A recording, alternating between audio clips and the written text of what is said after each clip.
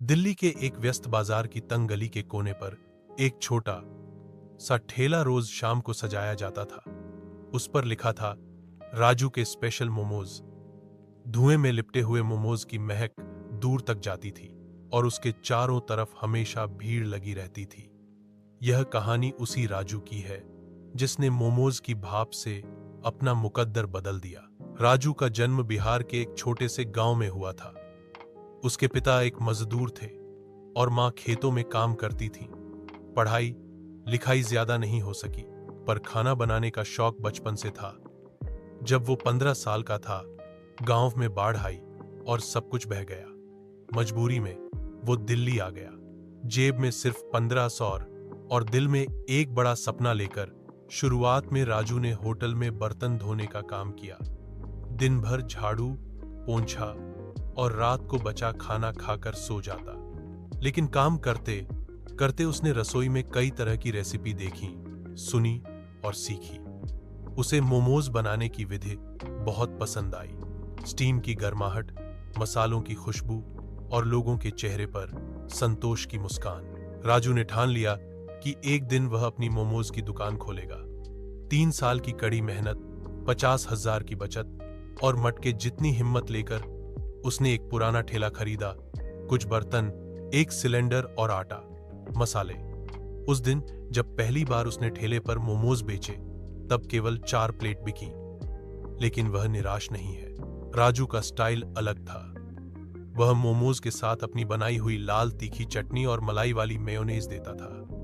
साथ ही जब ग्राहक खाता, वह मुस्कुराकर पूछता, कैसा लगा, और भी कुछ खास बनाऊं आपके लिए। धीरे धीरे उसके मोमोज मशहूर होने लगे। कॉलेज के छात्र, ऑफिस वाले, रिक्शा चालक सब उसका ग्राहक बन गए। सोशल मीडिया पर एक फूड ब्लॉगर ने उसकी वीडियो पोस्ट की, the best momos in Delhi for just 40, और देखते ही देखते राजू का ठेला वायरल हो गया। अब हर दिन 100 से ज्यादा प्लेटें बिकती। लेकिन राजू को खुद पर घमंड नहीं था। वह हर रात ठेला साफ करता, अगले दिन के लिए सामान तैयार करता और अपनी मां को गांव फोन करके बताता, मां, अब आपके लिए पक्के घर का सपना सच्चा होने वाला है। उसने धीरे धीरे 2 और लड़कों को काम पर रखा जो उसी की तरह गांव से आए थे। उसने उन्हें मोमोज बनाना सिखाया, पैसे दिए और इज्जत भी। अगर मैं कर सकता हूं तो तुम भी कर सकते हो, वह अक्सर कहता।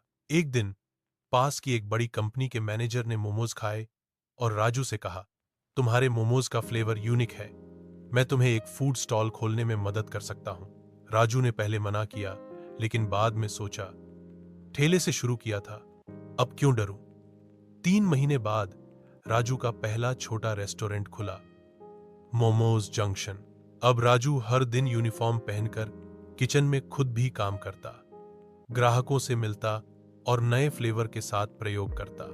चीज मोमोज, तंदूरी मोमोज, पनीर मोमोज, चॉकलेट मोमोज। एक समय ऐसा भी आया जब अचानक उसकी दुकान में आग लग गई। सारा सामान जल गया। लोग सोचने लगे, अब शायद राजू वापस ठेले पर आ जाएगा। लेकिन राजू ने हार नहीं मानी। उसने फिर से शुरुआत की। इसी बार उसके पुराने ग्राहक, मोहल्ले वाले और कुछ ब्लॉगर उसके साथ खड़े हो गए। सबने मिलकर फंड इकट्ठा किया। राजू ने कहा, यह सिर्फ मेरी दुकान नहीं, ये सबका सपना है। 4 महीने बाद मोमोज जंक्शन दोबारा खुला, इस बार 2 मंजिला रेस्टोरेंट बनकर। राजू ने पहली बार गांव जाकर अपनी मां को दिल्ली बुलाया। उसने उनके लिए एक साड़ी खरीदी, उनके लिए एक कमरा बनवाया और उन्हें मंच पर खड़ा करके कहा, आज जो भी हूं, इन्हीं की वजह से हूं। सभी कर्मचारी, ग्राहक और पत्रकार तालियां बजा रहे थे। राजू की आंखों में आंसू थे। मां ने बस इतना कहा, तू मेहनत करता है बेटा, भगवान तेरा साथ देता है। आज राजू के पास 4 रेस्टोरेंट हैं, 30 से ज्यादा कर्मचारी हैं और एक YouTube चैनल भी, जहां वह नई रेसिपी सिखाता है।